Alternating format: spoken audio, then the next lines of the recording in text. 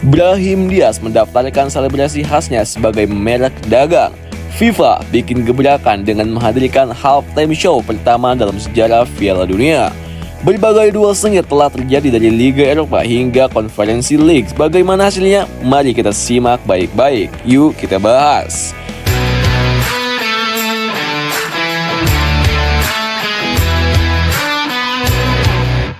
Siapa sangka selain ninja di lapangan, Brahim Diaz juga punya insting bisnis yang tajam loh guys. Gelandang yang berbakat ini baru saja mendaftarkan selebrasi khasnya, gerakan tangan terbuka sebagai merek dagang. Dengan perlindungan hukum ini, siapapun yang mau pakai selebrasinya untuk keperluan komersial harus dapat izin dulu dari Diaz. Kalau enggak, bisa siap-siap kena tuntutan deh guys. Tapi tenang aja coy, pemain lain tetap bisa melakukan selebrasi ini di lapangan. Cuma kalau mulai masuk dunia bisnis dan merchandise tanpa restu Diaz, siap-siap dia berurusan dengan hukum. Langkah ini bikin Diaz masuk jajaran pesepak bola yang sadar akan nilai komersial dan selebrasi mereka. Gila, smart move ya. Piala Dunia 2026 Halftime Show perdana. FIFA benar-benar bikin gebrakan besar loh guys. Untuk pertama kalinya dalam sejarah, final Piala Dunia tahun 2026 bakal menghadirkan halftime show layaknya Super Bowl. Kalau tahun ini Super Bowl menampilkan Kendrick Lamar, bisa kebayang dong betapa megahnya pertunjukan nanti. Dan yang lebih gokil, FIFA nggak main-main loh guys. Mereka menggait Chris Martin dan Phil Harvey dari Coldplay untuk menyusun daftar artis yang bakal tampil. Dengan pengalaman mereka di industri musik, sudah pasti pertunjukan ini bakal bikin stadion bergemuruh. Siapa yang bakal tampil? Kita tunggu aja pengumuman resminya ya guys. Tottenham harus gigit jari setelah kalah 1-0 dari AZ Alkmaar. Gol bunuh diri Lucas Podolski di menit ke-18 bikin Spurs harus kerja ekstra keras di leg kedua.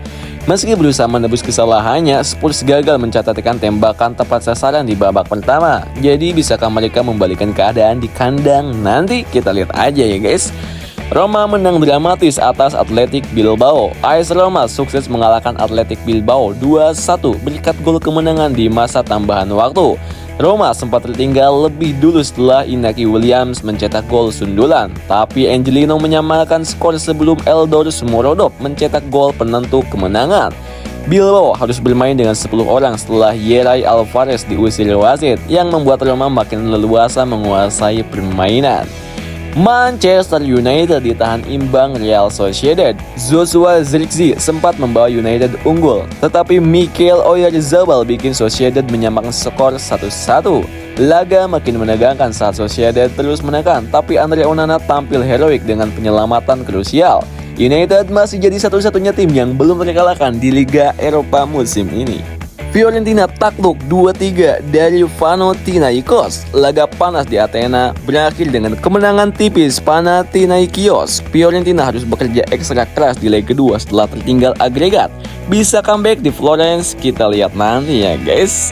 Real Betis versus Guimares. Lagi-lagi Anthony Elgasing, the GOAT, the King of the King. Duel ketat berakhir 2-2 setelah Real Betis gagal mempertahankan keunggulan 2 kali.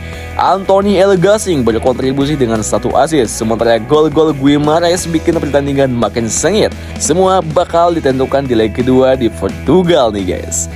Chelsea menang 2-1 atas FC Copenhagen, tapi ada kabar buruk untuk Kevin Dix nih guys. Bek asal Indonesia ini mengalami cedera engkel saat mencoba menghentikan Chalobah. Parahnya lagi, dia juga di kartu kuning coy. Cedera ini bikin Dix diragukan tampil untuk timnas Indonesia di laga melawan Australia dan Bahrain.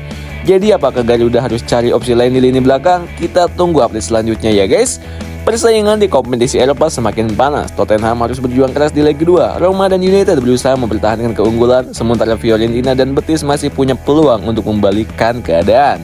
Dengan babak gugur yang semakin mendekati klimaks, siapa yang akan melangkah lebih maju? Apakah Chelsea bisa memastikan tiket ke perempat final? Bisakah Spurs bangkit dari keterpurukan? Dan yang tak kalah penting, apakah Kevin Dix bisa pulih tepat waktu untuk membela timnas Indonesia? Semua jawabannya akan terungkap dalam pertandingan selanjutnya. Nantikan terus update terbarunya ya guys. So, see you, bye-bye.